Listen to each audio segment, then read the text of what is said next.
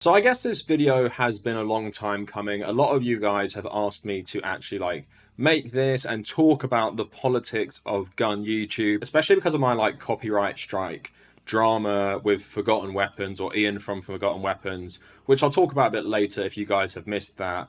And basically because there's been a lot of drama recently with Forgotten Weapons and the Azov battalion, people are starting to ask about the politics in general, and even someone like Ian from Forgotten Weapons who maintains this neutral stance. How much is that actually a political position when you're dealing with stuff like the Azov battalion in Ukraine? Now, it's definitely a dilemma for me how to structure this. So I thought I'd wait a couple weeks since the initial drama with HeadStamp publishing has gone down, and then I'm not actually going to focus on that for the entire video. I want to talk about the general politics. I'm going to talk about a lot of different creators, and even talk about some left-wing creators in gun YouTube. And of course, we can't talk about the politics of gun YouTube without talking about Rhodesia and the Rhodesian FAL, so we're going to get into all of that today. But before we get any further, if you want to see my content continue for the foreseeable future, no matter what happens, please consider becoming a patron. As I always say, I want to build up as many $1 to $3 patrons as possible, and at the moment you get access to the private patrons Discord server, and you get my Nintendo Switch friend code. Also add me on social media at the Kavernacle on Twitter and on Instagram, and come join our community on Reddit, and also check out my second channel,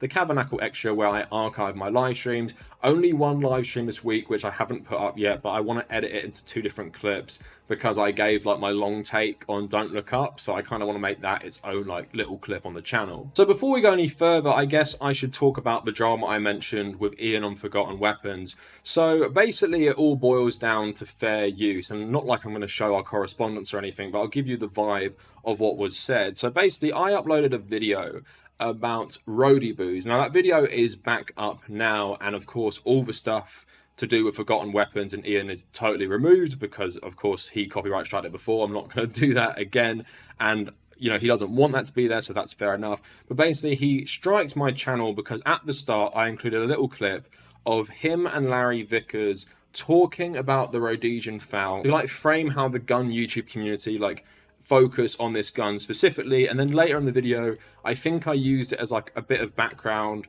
where I put some text on screen of quotes from Larry Vickers. I didn't put Forgotten Weapons in the thumbnail, I didn't put him in the title or anything, that was just featured in the video. Now fair use is quite complicated. In my mind I don't break fair use by using that because I believe the content overall is transformative, and I believe the content was kind of necessary to show the gun community's view on this stuff. And of course Larry Vickers was actually in the clip, and I talked about Larry Vickers a lot in the video. But Ian striked it. I asked him to remove the strike and I just take the video down anyway. He said no, and he talked about in the emails between us it's neutral political stance on YouTube, and he doesn't want things to hurt that, along with me not using this in a fair use way.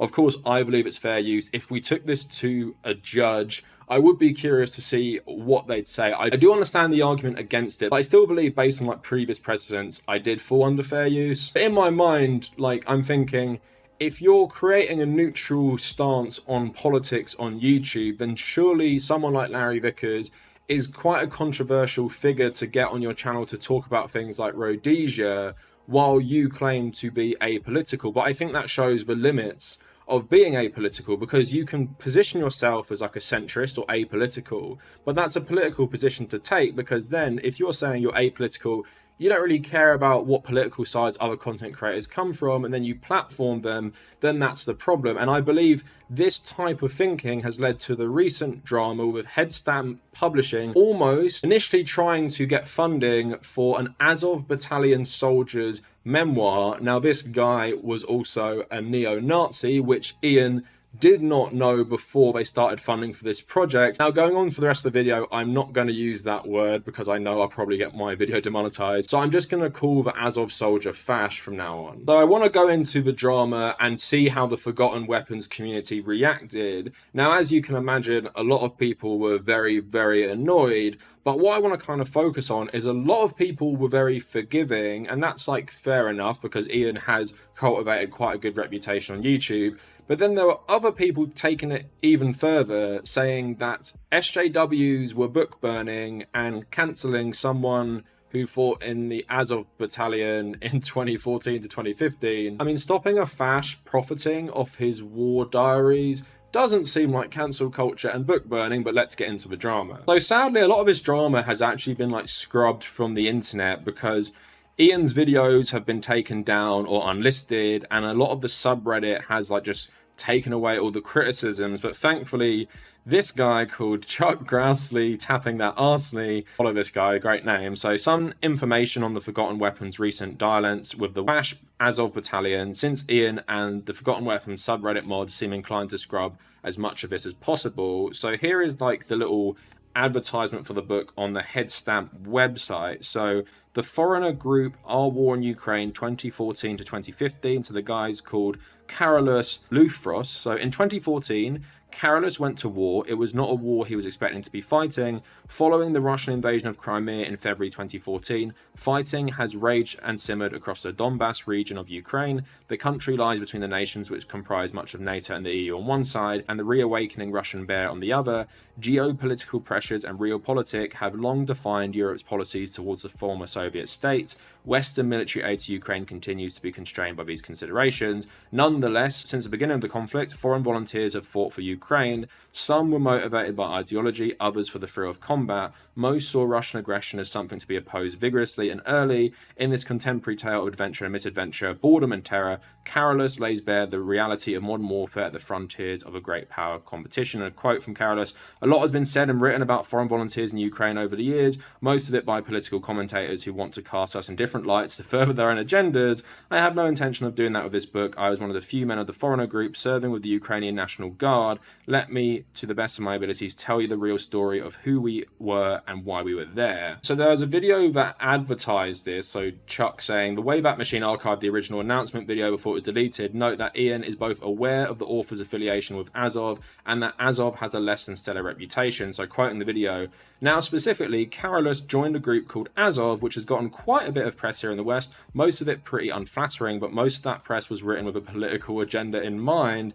Ian narrates as Azov's SS-inspired logo appears on screen. So I'm in a couple videos covering Azov, who have been folded into the Ukrainian National Guard, and I've also covered Ukrainians' relationship with fash insurgent groups during the Second World War, before and after actually, and how Ukraine at large honors these groups, has monuments for them. You get like a state pension if you fought in them, even though they often sided with the Germans in World War II and everything that went along with that. Now, this normalization is just a problem in Ukraine in general, but you might have also seen the scandal in Canada where Ukrainian communities were setting up monuments to things like the SS. And Azov's logos and loads of iconography just scream like fash all day. Like, you have to be seriously naive to think that most people fighting in that group might have like pretty normal politics and not extreme right-wing politics. Now, it says that he fought in the Ukrainian National Guard, and again, that shows how Ukraine putting them in there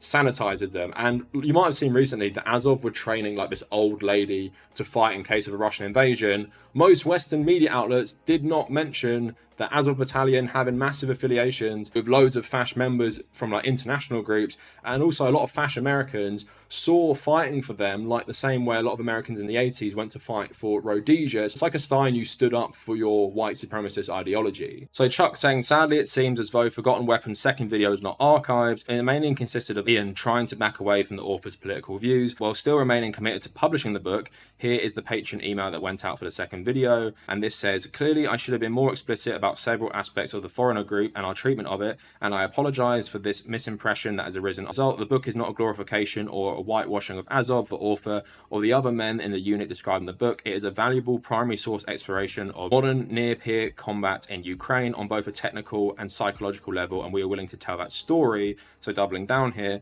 "We appreciate the great number of people who have pledged support to make this book possible, and I regret not being clearer or perhaps less naive in my initial video. My fundamental interest is in preserving historical narrative for future scholars to study, and you can hopefully see the rest in my body of work. So speaking of the author's political views, we can get a pretty good idea of what they are. Because he's active on Twitter, I won't link to him, but I will include a representative image of the sort of trash you can find there. So just going a bit further down, someone translated it and posted it on Reddit. So he says stuff like, Fred, due to the debate about women in the armed forces that arose due to all the crunching in recent days, I thought I would compile some from the archives as well, my own thoughts and experience on the whole thing. Women have long existed in the armed forces, traditionally and mainly what would be called lotta roles. It is a female support troops who have taken care of simpler services of various kinds, thereby free men from these positions into more demanding ones, such as combatants. Good so. For the past 10 years, however, the armed forces has had a politically motivated ambition to not only bring women into combat roles, but also increase them. And then retweeting stuff like this, Kenyan lawyer sues Israel, Italy for killing Jesus Christ. Once again, King. Another tweet about armed forces having LGBT members. The role of the armed forces has gradually become to defend politics and values instead of peoples and nations. They have sacrificed the ability for this, and in the end, the price is they will also sacrifice the woman. Anyone who does not see this as criminal is either sick or evil. So obviously he has like pretty problematic views towards women, but then you see a bunch of like straight up mask off fash stuff on his timeline as well. So he even had a bio when you were looking at this book on the publishing site. So Carolus was born in Sweden to Finnish and Swedish parents. After high school, he briefly studied the arts before leaving his education to volunteer for military service in Finland. During this period, he served as a non-commissioned officer with the Coastal Jaegers of the Nyland Brigade. After his service in Finland, he returned to Sweden and volunteered for the Swedish Home Guard, where he served for 6 years. During this time, he also studied in journalism. In 2014, he joined the Ukrainian National Guard as a foreign volunteer, where he served from September 2014 to March 2015 and returned to Donbass in 2017 for a second tour, and today lectures on his military experiences in Ukraine. So responding to the book not getting published, Carolus said, the irony here is that a big point about the book was to tell the actual story about us foreigners and Azov instead of the extremely politicized stories previously written by people who weren't there. Then it got cancelled, much due to the claims it would be a politicized book. Nothing political about a fascist Scandinavian serving in the Azov battalion during the Ukrainian civil war. I'm obviously not going to play any of these videos for you because I know Ian will copyright strike me, but then a post went up on the Forgotten Weapons subreddit saying Ian's long day a conclusion, and then the comments have been really disappointed throughout all of this. So that said, we're still disappointed because it was a really good manuscript, and someone saying, God damn it, Ian, just take the L and stop talking. Basically just saying sorry for all of this happening and he should have done his research better. So before we get into his own community's reaction to this, both the good and the bad, I just want to say, like, I don't think Ian shares this guy's politics at all, but I think it shows the problems of being like apolitical when it comes to war memoirs or war diaries or even firearms, because it's all well and good to say, like, you know, you will work with people no matter what their political beliefs, but when you get someone more extreme coming into that picture, then what do? If you take an apolitical stance and help this guy monetize his experiences of that war, fighting for an awful ideology, then your apolitical stance is being political. There's lots of speculation that Ian is actually like left of centre rather than being like a right winger like a lot of people in the gun communities. Now, for me personally, I'd give him the benefit of the doubt. I would just say he was extremely naive and very, very misinformed to be charitable. I do find it hard to believe, as he is a history nerd just like me, that he didn't know about the history of Ukraine having these fash militias in the first place, and that the Azov battalion does have explicitly fash members and iconography. But again, he's built up enough credit with his community. I guess you can give him the benefit of the doubt, but his community was still mad about it, so let's go into it. So then there was the official announcement. It said, announcing HeadStamp's next book, The Foreigner Group Our War in Ukraine. There was a lot of backlash already. So one person saying, well, considering this, the other founder who does the Vickers book, and having Vickers on the show to show off his white power FAL, I can't support this kind of nasty. Gonna be a very sad unsub. Someone else saying, my problem isn't publishing the memories of a radical, it's trying to sweep the politics under the rug. Political agendas are inevitable when covering a group like Azov because they are so explicitly political. This is like writing a book about the international brigades in Spain without mentioning the politics. Orwell was upfront about his beliefs in his books, and that is what this book should be.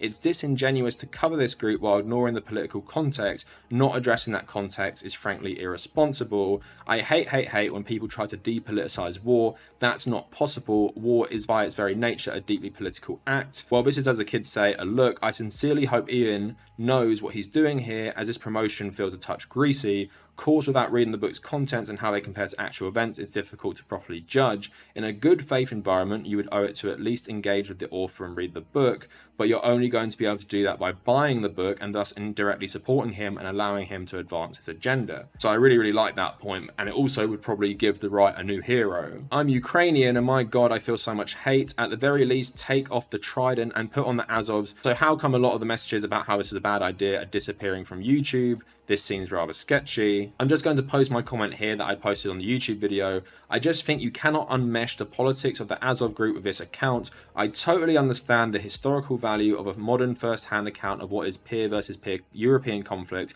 but the experience is still going to be unconnected with the far-right Azov politics. When you have investigative journalism bringing back testimonies and evidence of the widespread use of their fash ideology in the Azov group, and you can't just ignore that. When political scientists from either side of the West-East divide present verifiable evidence of their politics, you can't just say, oh, this is just an account without interfering politics. Honestly, this feels more naive than anything else, and I would really hope Ian steps back and really evaluates his connection to his work. This is a huge mistake. Forgotten Weapons built their brand on being apolitical, and now they actively fund a group written by a guy who's a fash. It's not that his work shouldn't exist, but why in the hell would HeadStamps, Forgotten Weapons, and Ian actively fund it and deny their direct fash lineage? Now, because this video is about the politics of gun YouTube, it's interesting to then go on YouTube and find nearly every comment supporting Ian. Now, I'm not saying these guys can't do this, but the contrast between that and the Forgotten Weapons subreddit is very, very striking. So here's a comment. Don't beat yourself up about it, Ian. Your channel has always come across as polite and respectable. I think it's one of the best composed channels on YouTube.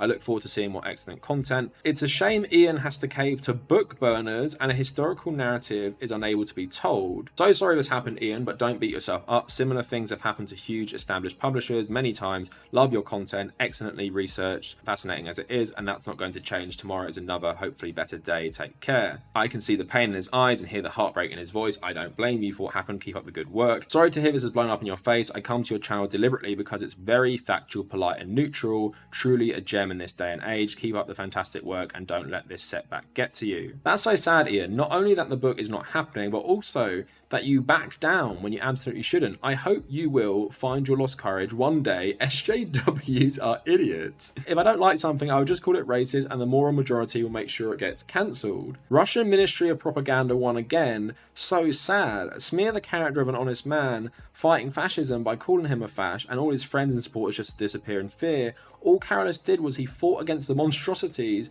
of the empire called the Russian Federation. I understand, Ian, your decision, and I don't think less of you. This storm just happens to hit you by proxy, which isn't fair. Nothing wrong with the author or the based Azov battalion. Well, only people who are upset or complaining were a bunch of worthless commie scum. It's a shame that the book will not be released now due to spineless bedwetting. Don't need to burn the books if they get cancelled before they're published. So for once, Redditors have like a better take on stuff than people in the YouTube comments. So basically you can see like the duality of gun YouTube communities right there. Everyone on Reddit saying, like, even respectfully, it's probably a bad idea, and while I can see the justification for publishing something like this, I do not agree with it, while people on YouTube were saying that the Azov battalion is actually good, cancelling the book and not helping a fash guy make a load of money is actually book burning, and cancelling them by the SJWs and a bunch of whiny commies. Because as we all know, the only people who don't like groups like the Azov battalion are a bunch of communists, or it seems like maybe it is the truth these days, since the West love arming these groups and running propaganda stories for these groups, and they train grandmas. So Ian is like clearly one of the better gun YouTubers when it comes to politics, and I'm actually going to prove that in this video when we switch to another person. But again, it's very, very hard to be apolitical and try and have your cake and eat it too. Like, fair enough, if you watch Ian's content, and you can watch like some history content without overt politics, but as most people know, all history is political, and you have to have a disclaimer, and you have to kind of know who's writing it. Like, when I read an article or when I go through anything, I think about who is writing it, what is their agenda, is this person reliable? Now, you guys might remember my video on the Bored Ape stuff, right? And that whole story was written by a guy called Ryder Rips. A lot of people were just buying into his story without thinking critically about who this guy was, what his agenda might be, and why he might be doing this. That's something you should do with everything, not just like weird online personalities, but with historians as well. And as someone who did a history degree, it's something we spent a long spending part of my third year on is looking at historiography and the political views of different historians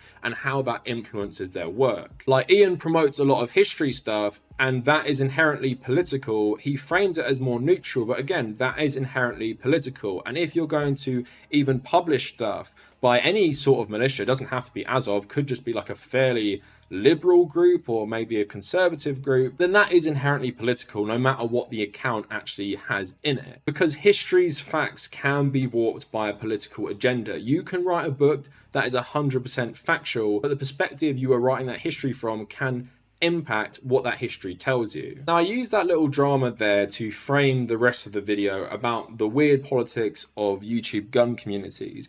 Now, I touched on this before, and this is how we're going to go into the Rhodesia stuff, is that Rhodesia and the Rhodesian FAL is a big obsession for a lot of people on gun YouTube. Now, Larry Vickers is, of course, the person I spoke about in my Rhodeboos video, so just going to recap that quickly for you. So Larry Vickers has repeatedly referred to the fall of Rhodesia as the greatest tragedy of the post-World War II era. That's completely mad.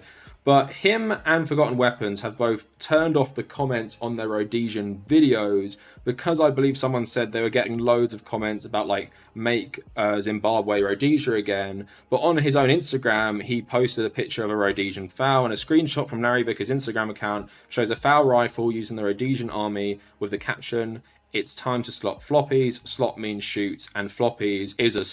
And loads of people arguing me in the comments on both videos about how it's not a... Well, what do you think a word which means your enemy, and your enemy is actually just African communist? Don't think that could easily translate into something racist. Now, this was a whole drama, and the New York Times actually ran a story about this along with all the merch that these gun communities, you know, love to buy in Rhodesia. But I'm going to switch up a little bit. So let's say Ian is the more like left-leaning centrist of the gun community.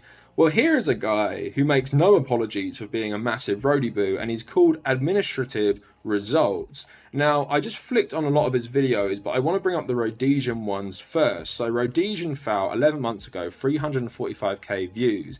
And you have a lot of lovely comments that the guy actually favourites. So, Rhodesia was the best Zimbabwe, a love heart from him. During the Bush War in Rhodesia, when given the choice, many of us preferred the FAL to the AK. An enemy hiding behind a tree or a wall was not safe from the FN. It would go right through, not so the AK. So loads of people saying Zimbabwe is a pretty stupid way to spell Rhodesia. Hopefully our South Africa does not end up in the same sentence. And then he responded to the original comment, "Thanks for sharing, John. Always love hearing the first-hand accounts from the gents who were there. The gents who were there propping up an apartheid state. Something you should definitely simp for." So he favorited another comment, "Thank you for this video. As a Rhodesian forces veteran, it was enjoyable to see the FAL in action again, but a goodie when you're in a tight spot. Rhodesia never dies." And he puts a love heart there as well. "Africa only has two major tragedies, when the colonialist arrives and when the colonialist left. Africa only has one major tragedy, when the colonialist left." And someone saying to the veteran, "Sir, I'm so sorry that my country failed you and yours in your time of need. The actions of the UK in particular were deplorable, even now when it should be obvious and undeniable that the lives of all within your borders would have been better had your side prevailed. Not one nation had put forth a formal apology. Not that it would be enough to restore your homeland, but at least it'd be something. However, with the culture of white guilt and critical race theory running rampant, I suppose it will never come to pass. So as a single American, let me personally say how sorry I am. I hope you find a safe place for you and yours and everything around you fell. I pray that I'm not right now witnessing my own homeland falling to a very similar dark fate." These people in the comments have absolutely lovely politics. So another video, how I paint my FAL, Rhodesian themed FAL, 10 months ago, 24k views. He love hearts a comment.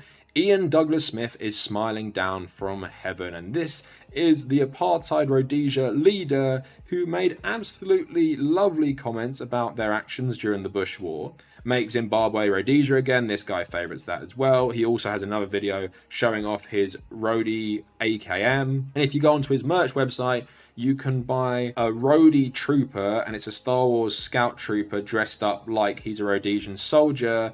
And you can buy an RPD in Rhodesia print of him wearing like Rhodesian camo and a Rhodesian RPD. So I've made a whole video about Rhodesia and how it actually was an apartheid state. Lots of these people like to say, well, Rhodesia had like a mixed army. It had black Africans and white African soldiers fighting together, so did Jim Crow United States. This isn't an argument against a racist system, and it's not a good one, which they think. Rhodesia was literally a colony that was founded by Cecil Rhodes and a mining corporation that then declared its independence from the UK and fought a war against communists to prop up an apartheid state. And I covered it in the video how it was different to South African apartheid, but it was still apartheid, and then lost that war. And the reason people love it is for two reasons. One, they hate that African communists won a war against white people who had a military that looked very similar to other Western militaries. And also, they, like in the comments you see, they think this is a thing that's happening everywhere, like African communists are taking over. And also because of Mugabe and how Zimbabwe ended up, they think the answer to that is not reforming Zimbabwe now apartheid has gone, it's actually going back to Rhodesia and reinforcing apartheid. But all these people are saying make Zimbabwe Rhodesia again out in the open and don't see it as a problem. There's a lot of gun owners who love the FAL, and liking the FAL doesn't make you inherently bigoted, but I do love how they say the FAL is the right arm of the free world, when if you look at like a lot of pictures from the Cold War, the FAL is literally being used by imperialists to put down independence movements. It's used by the Australians in the Vietnam War, it's used by the British in Northern Ireland, it's used by apartheid South Africans and they're fighting black communists and Cubans, it's used by the Rhodesians as well to uphold an apartheid state. Yes, the FAL was used by like many groups and even rebel groups across the world, but in popular fiction, when I see a lot of pictures of the FAL, it's being used by imperialists. Contrasted with the AK-47, which is often pictured being used by revolutionaries. So be suspicious of anyone who has an obsession with Rhodesia and the Rhodesian FAL. And these people obsessed with this gun like taking their like kind of obscure obsession with a dead state and making it into like memes, and making it into the slogan, like, you know, make Zimbabwe Rhodesia again. You can buy t-shirts of that from a lot of gun stores. It's honestly like pretty sick and shows this community at large have a massive, massive problem with racism. All of that is really, really depressing. And of course that because Americans dominate the internet so much, like, you know, Google and YouTube and American companies, and because of the politicization of guns in America, where the Second Amendment is a cause taken up by the conservatives to the extreme, where they don't even want like basic background checks on stuff, it's probably not surprising that people who have a lot of love for firearms do tend to lean conservative. The quickest way to get gun reform in the United States is by giving minorities guns. So remember the Black Panthers all used to open carry and then Ronald Reagan enacted gun laws? It's that type of stuff. But there has been a growing movement for leftists to arm themselves, especially because of the climate in the US and so many right-wing militias rising who are always really well armed. So a lot of minorities are feeling unsafe in the climate in the United States, and it's not surprising there are some left-wing gun YouTubers, and one of the most notable ones for me that I've seen is Tactical Girlfriend. Now she has 40k subscribers and she isn't like explicitly political in her videos, but she does post some stuff on Twitter that shows her politics. So she was posting a fundraiser for Afghan refugees. She was talking about like wearing a mask. She was retweeting Socialist rifle associations. So she's like a more up and coming gun YouTuber from the left. And she actually made an appearance and had an interview with In Range TV. And the initial comments of that were really, really reactionary, and they really, really didn't like her because she was left-wing and a woman. So I just want to read some of the comments from that video, and luckily most of the hateful ones have been purged, but you can see earlier comments kind of trying to fight that. So Scalagrim wrote, "Great conversation. I have to admit my experience at ranges has been mostly frustrating when it comes to the community of social political leanings, plenty of traditionalists in a bad sense, right-wingers who don't seem very open to different ideas and love to mock and demonize lefties as soy boys or other such lazy nonsense. So it's great to see and hear fellow gun owners who are not, well, stereotypical gun owners. At the same time, it's important to challenge such stereotypes and realise that there are plenty of left-leaning progressive folks in the gun community as well. Anyway, thank you for both sharing your views and opinions." So why is the downvote ratio so high? The comment seems pretty chill considering many gun tube consumers are rabidly anti-left. All the hate she is getting from some of you about the mask, voice, makeup or word like or whatever seems really prejudiced. All of y'all are fine with white guys being firearms experts. Carl, Ian McCullum, Hickok 45, even Demolition Ranch. But a female, possibly a member of the LGBT community, young, God forbid, not in your 1950s America. Y'all so full of it. It's pretty disgusting the kind of hate in these comments about this woman. If you don't like more marginalized people being represented in an in-range video, you probably shouldn't watch in-range. So I think that reaction, so we couldn't see all the reaction there because a lot of the comments were deleted, but you could see from some of the responses there was quite a hostile reaction, showing you that the gun community at large, even more like neutral channels, does have a massive right-wing bias and a right-wing problem. And I just want to talk about Tactical Girlfriend a bit more. So an article on Hut by James Stout, Inside America's LGBT Gun Lobby, Pink Pistols. It became very clear to me in 2016 when Donald Trump won the election that stuff was going to get a lot worse. Lady Ferrell says, like many trans people, Ferrell was afraid of what 4 years with a president who openly derides marginalized people, calls for violence against his opponents, and rode a tide of bigotry into the White House would mean for her and her community. Ferrell wasn't the only one. YouTuber Tactical Girlfriend felt the same way. I am mixed race and there were concerns about racism. I wasn't sure if it was getting scarier or I was more aware. Both Ferrell and Girlfriend decided that arming themselves was an important part of taking responsibility for their own safety and that of marginalized communities. As Girlfriend puts it, marginalized people are being hurt and we can't trust authority to take care of them. Girlfriend was familiar with guns before transitioning. She had a Mosin Nagant rifle, the gun that won the Second World War in the hands of the Soviet conscripts. Her friends enjoyed reenacting World War II battles. LGBTQ people have a right to use guns legally as much as any other citizen. Gun groups have existed for years in the US, but have made a calculated appeal to exclude many people. Girlfriend sees gun culture as very intentionally a monopolization of a very specific corner of an ideological spectrum. Her YouTube channel is an attempt to make gun knowledge more open without the usual crass jokes and bigotry. We should have a more accessible and not right-wing channel that just covers the basics of firearms, that normalizes them as tools for everybody. I don't want there to be a cultural monopoly on it. So it's really, really nice to see some representation on gun YouTube for leftists now with Tactical Girlfriend and just helping people like understand gun safety and how firearms work, especially in the climate of America. Now, to end this video, I think I will bounce off my own views on gun control because I obviously live in a country where guns have essentially been illegal for most people since I think 1997, and generally not a big part of the culture over the last 50 years or so. Certain countries like Scotland have more relaxed gun restrictions for certain types of people. I actually do know one person in my life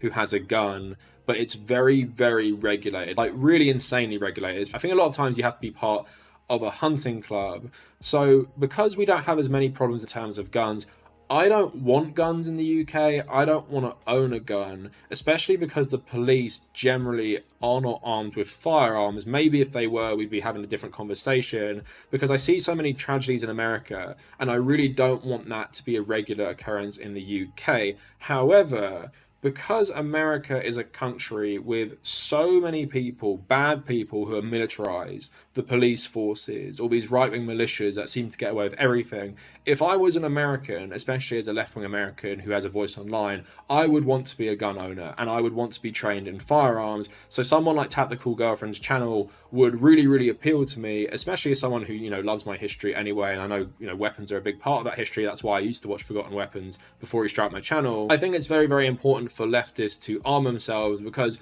we all know the cops are not going to protect you. Look how they ally with things like the Canadian Truckers Convoy. Look how they ally with right-wing militias. They share sympathies with these groups. And look what they always do to African Americans. You really think these people are going to protect you? They're not. So you have to take your protection into your own hands. And like I said, if I lived in America, especially one of the more volatile places, I definitely would consider owning a gun. But because of the right-wing monopolization on gun culture, a lot of liberals and even leftists are inherently hostile to that idea.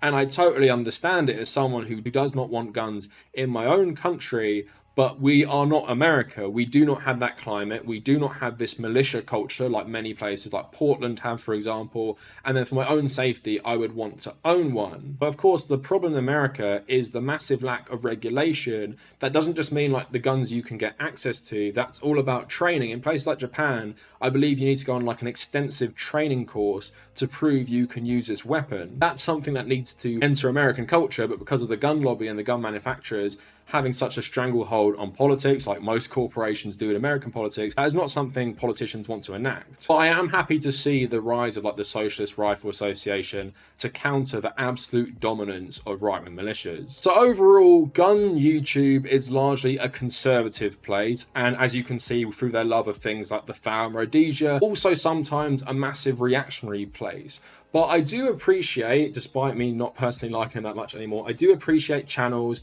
like Ian's for treating it like a neutral thing sometimes.